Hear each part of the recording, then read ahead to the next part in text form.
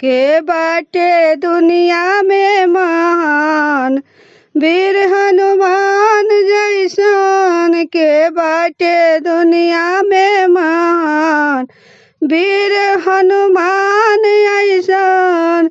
वीर हनुमान ऐसन वीर हनुमान ऐसन। के बाटे दुनिया में महान वीर हनुमान ऐसन। जय के ले आईनी बूटी लक्ष्मण के मूर्छा छूटी। जय के ले आईनी बूटी लक्ष्मण के मूर्छा छूटी। क्षण में बचवनी उनकर प्राण वीर हनुमान ऐसा। क्षण में बचवनी उनके प्राण वीर हनुमान ऐसान। के बाटे दुनिया में महान वीर हनुमान ऐसान। के बाटे दुनिया में महान वीर हनुमान ऐसान। के बाटे दुनिया में महान वीर हनुमान ऐसान। वीर हनुमान ऐसान वीर हनुमान ऐसान। के बाटे दुनिया में महान वीर हनुमान ऐसान। के बाटे दुनिया में महान। जय के अकेले लंका विजय के बजवनी डंका।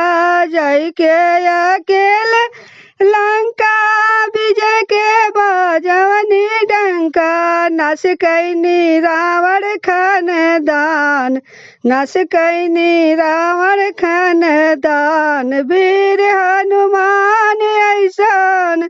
नस कैनी रावण खानदान वीर हनुमान ऐसान।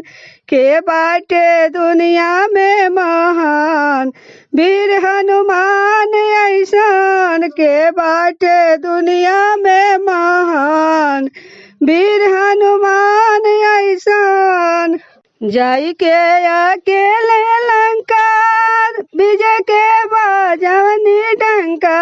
जय के अकेले लंका विजय के बजवनी डंका। नस कैनी रावण खानदान रे वीर हनुमान ऐसान। नस कैनी रावण खानदान वीर हनुमान ऐसान। के बाटे दुनिया में महान वीर हनुमान ऐसान। के बाटे दुनिया में महान वीर हनुमान ऐसान। के कर लाल है के कर दास हो। के कर लाल है के कर दास हो। के कर हई रौरा प्राण वीर हनुमान ऐसा। के कर हई रौरा प्राण वीर हनुमान ऐसान।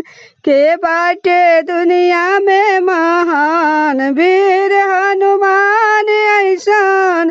के बाटे दुनिया में महान वीर हनुमान ऐसान। केसरी के लाल है राम जी के दास हो। केसरी के लाल है राम जी के दास हो। अंजनी के हाई रौरा प्राण वीर हनुमान ऐसान। अंजनी के हाई रौरा प्राण वीर हनुमान ऐसान। के बाटे दुनिया में महान वीर हनुमान ऐसान। के बाटे दुनिया में महान वीर हनुमान ऐसान। केसरी के लाल है राम जी के दास हो। केसरी के लाल है राम जी के दास हो। अंजनी के हाय रौरा प्राण वीर हनुमान ऐसान। के बाटे दुनिया में महान वीर हनुमान ऐसान। के बाटे दुनिया में महान वीर हनुमान ऐसान, वीर हनुमान ऐसान, वीर हनुमान ऐसान, के बाटे दुनिया में महान वीर हनुमान ऐसान।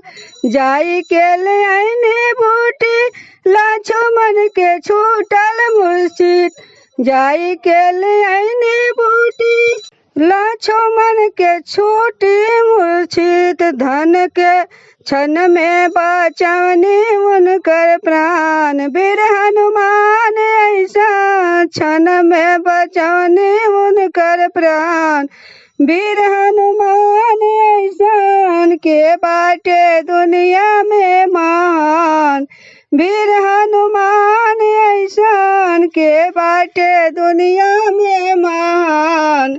जाई के ले आईने बूटी लक्ष्मण के मूर्छा छूटी, जाई के ले आईने बूटी लक्ष्मण के मूर्छा छूटी, क्षण में बचाने उनकर प्राण वीर हनुमान।